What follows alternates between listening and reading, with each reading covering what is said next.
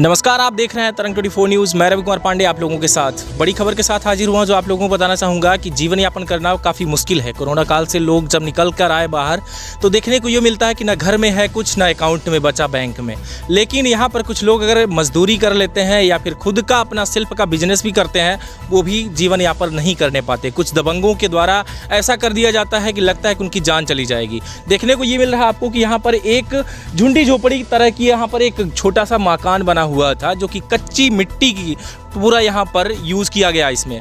और देखा ये गया कि बरसात के सीज़न में इनका खुद का, सोचिए ये कि बनवाने के लायक, यानी कि जो खप्पड़ होते हैं, खपड़े होते हैं, जो ये लगाने के लिए इनके पास बजट नहीं था, तो इन्होंने पॉलीथीन लगवाया। ये स्थिति थी इनकी कि रोजी रोटी अपनी चलती रहे।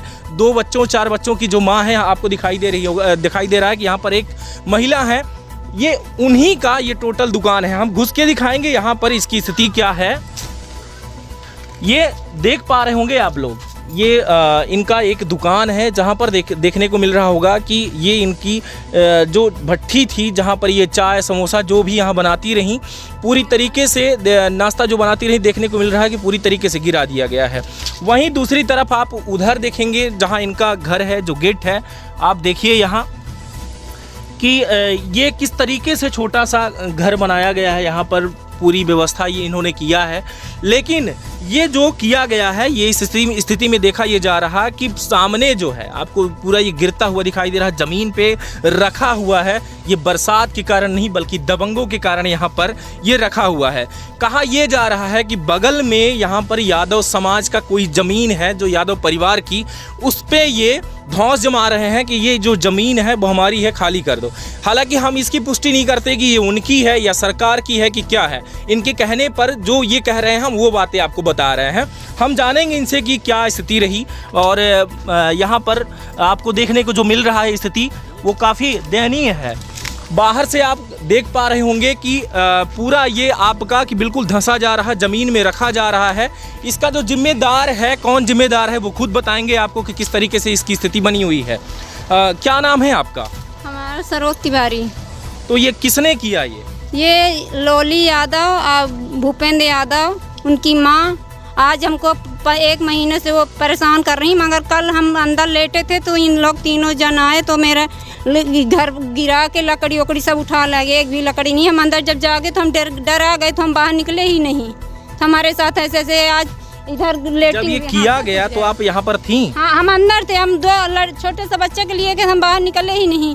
अगर इस तरीके से गिर रहा था और वहीं पर आपकी निकले जैसे तो भाग दिए इन लोग। अगर दब जाती, मर जाती तो ये भी क्या बताए कि हो। अब यही इसी यादव लोगों के कारण हम अपना जीवन यहाँ लगता है कि हमारा जीवन हरण कर लें। कोई शिकायत किया आपने?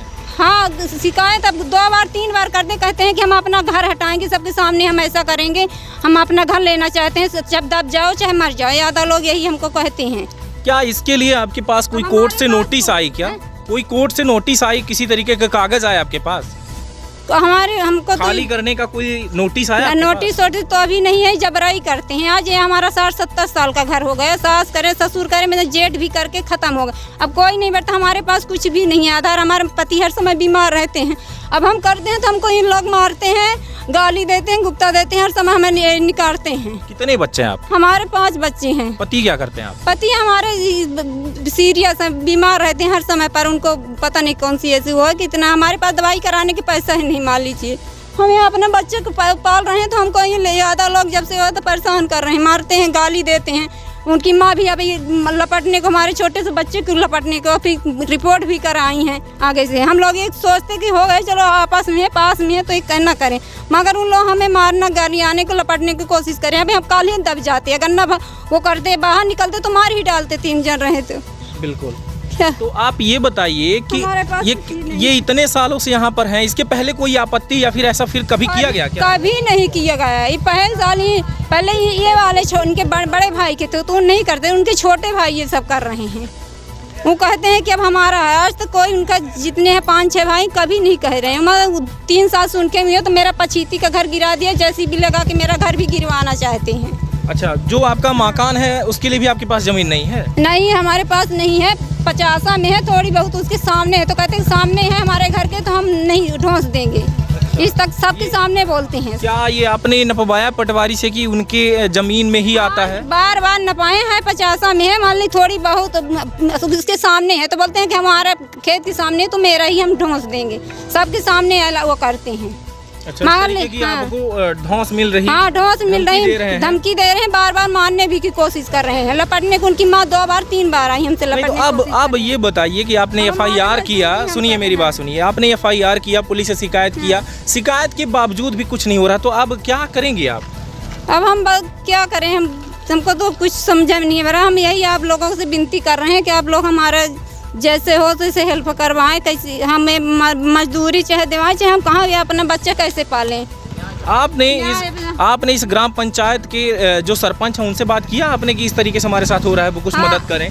कर रहे हैं, तो वही तो आज सरपंच को बुलाए हैं। अभी तो हमारी खुद ही तबीयत नहीं ठीक थी, तब भी बुखार आ रही थी, तब भी आते थे ये बच्चों। कौन बच्चा था आपके साथ यहाँ पर? ये है, इधर आइए बेटा। आप क्या नाम है आपका? मोहित तिवारी। क्या यहाँ पर जब वो आए थे, ये इस तरीके से जब गिराया उन्होंने, आप यहीं पर थे? या सो रहे थे। सो रहे थे आप? तो कब जगे आप? तब ये गिर गया था, तब 1:30-2 बजे। स्थिति आपको देखने को मिल रही कि ये इनका गिराने का मकसद नहीं बल्कि इनकी जान लेने का भी मकसद है, क्योंकि आप लोगों को ये देखने को मिल रहा है कि एक छोटा सा बच्चा और ये जो औरत है इस घर के अंदर थी और जिस दौरान ये गिराया जा रहा है वो ऑलरेडी मौजूद है अंदर ही, फिर भी सामने वाला ये गिराने में या फिर इनको मारने में बाज नहीं आ रहा। आपको दिखाई दे रहा है जिस तरीके से ये पूरा मकान यहाँ पर गिरा हुआ है, जो देखने को मिल रहा है कि इनकी टटिया मड़ई पूरी तरीके से टूट चुकी है। इसके बावजूद भी अभी लगातार वो डॉज इन्हें दे रहा है, धमकी दे रहा है, धौंस दे रहा है, लगातार लगा हुआ है कि इस तरीके से मकान इनका जो है हड़पने के लिए कि छोड़ दो, यहाँ से निकल जाओ। ज़मीन जो है बताइए आप कि अगर ये गवर्नमेंट के ज़मीन पे है तो सामने वाला हटाने का अधिकारी क्या है, क्या हटा सकता है इन्हें? लेकिन दूसरी बात आपके सामने जो आ रही वो बात ये है कि इन्होंने 2 बार FIR किया, लेकिन FIR करने के बावजूद भी पुलिस यहाँ पर ना मौके पर आ रही, ना जांच कर रही, ना किसी तरीके से कोई इनका सुनने वाला है कि कम से कम ये तो सुन ले कि इनके साथ क्या वारदात हो रही है। लेकिन ये बताइए कि आपने जब पटवारी से नपवाया था तो कितना फंसा, थोड़ी बताएंगे आप? 2 डिसमिल हम 2 डिसमिल हाँ, 2 डिसमिल हमारे आज 60-70 साल ससुर के सामने से थी।